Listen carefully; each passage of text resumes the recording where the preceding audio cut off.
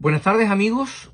Quisiera hablarles el día de hoy acerca de las dos demandas que hizo el Señor cuando comenzó su ministerio aquí en la tierra. Y estas las podemos encontrar en el Evangelio de Marcos, capítulo 1, versículo 15. Lo voy a leer directamente de la Biblia. Dice: el tiempo se ha cumplido y el reino de Dios se ha acercado. Arrepentíos y creed en el Evangelio. El reino de Dios se ha acercado. Jesucristo se refiere a él mismo, que él ya ha venido, que ya está en la tierra entre los hombres físicamente para predicar el Evangelio de salvación. Y la primera demanda que hace es el arrepentimiento. Voy a tratar de explicar esto brevemente. Primero voy a decir cuál no es el arrepentimiento que demandó el Señor. El arrepentimiento de los pecados. No, eso no es el arrepentimiento que demandó el Señor. Eso es falso. Eso no sale aquí en la Biblia. El arrepentimiento que demandó el Señor es que nosotros nos reconozcamos a nosotros mismos cuál es nuestra condición espiritual, qué es lo que nosotros somos delante del Señor.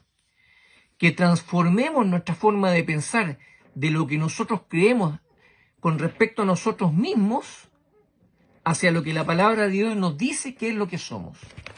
Humanamente nosotros podemos pensar, y en forma transversal, que somos buenas personas, que no hemos pecado o que hemos cometido pequeños pecaditos, que no hemos matado a nadie, que no hemos robado, etcétera, etcétera. Pero la palabra de Dios no nos dice eso, no habla de otra realidad.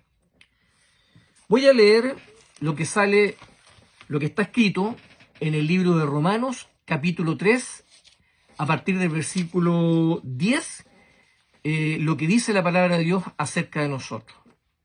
Dice lo siguiente: como está escrito, no hay justo ni aun uno, no hay quien entienda, no hay quien busque a Dios, todos se desviaron a una, se hicieron inútiles. No hay quien haga lo bueno, no hay ni siquiera uno. Sepulcro abierto es su garganta, con su lengua engañan. Veneno de áspides hay debajo de sus labios. Su boca está llena de maldición y de amargura. Sus pies se apresuran para derramar sangre. Quebranto y desventura hay en sus caminos, y no conocieron camino de paz. No hay temor de Dios delante de sus ojos. Esta es la descripción que hace el Señor acerca de nosotros, del hombre. Tenemos que reconocer que nosotros ya hemos pecado, que somos pecadores. Heredamos la naturaleza pecaminosa que nos dejó Adán y vamos a pecar siempre mientras nosotros vivamos, mientras estemos en nuestro cuerpo de carne. El libro de Eclesiastés en el Antiguo Testamento, en el capítulo 7, versículo 20, nos dice: ciertamente no hay hombre justo en la tierra que haga el bien y nunca peque. Esa es nuestra realidad. Vamos a pecar siempre, querámoslo o no. Podemos tal vez tratar de dejar de pecar en alguna medida, pero vamos a pecar siempre. Y ya por el hecho de haber pecado, haber cometido un pecado, estamos condenados. ¿Por qué? Porque la palabra del Señor dice en Ezequiel 18:4 que el alma que pecare, esa morirá. Entendiendo esto, el mensaje hasta aquí realmente no es alentador, para nada. Pero la segunda demanda que hace Cristo dice: y creer en el Evangelio. ¿Y qué es lo que dice el Evangelio? El Evangelio dice que Cristo murió por pagar nuestros pecados y así nos salvó. Lo podemos encontrar en el primer libro de Corintios, capítulo 15, versículos 3 y 4. Y volviendo a Marcos 1:15 dice: creed en el Evangelio. Eso es lo que tenemos que hacer nosotros para ser salvos. Arrepentirnos de lo que somos y creer en el Evangelio. En que si Jesucristo vino y murió por nosotros, murió por pagar nuestros pecados, así nos salvó.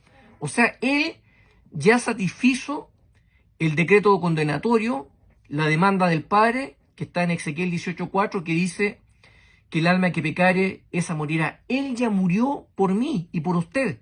Él murió, Él sufrió la muerte de su alma para que usted ni yo sufriéramos la muerte nosotros mismos, la muerte de nuestra alma por haber pecado. Eso es lo que tenemos que creer, con fe, con certeza y convicción, en este Evangelio, para ser salvos.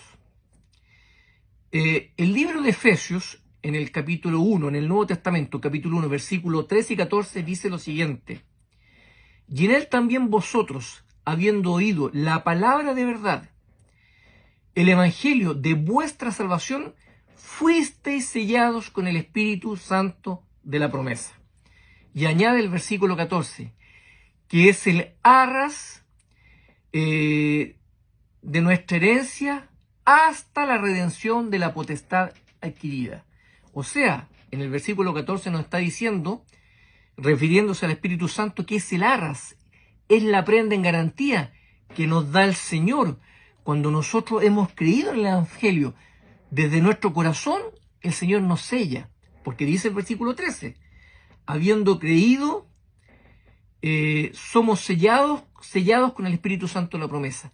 El Señor nos concede su Santo Espíritu y nos da un sello que es para siempre, un sello que no se rompe y no se quita. El Señor nos salva para siempre, porque la salvación que nos da el Señor es eterna.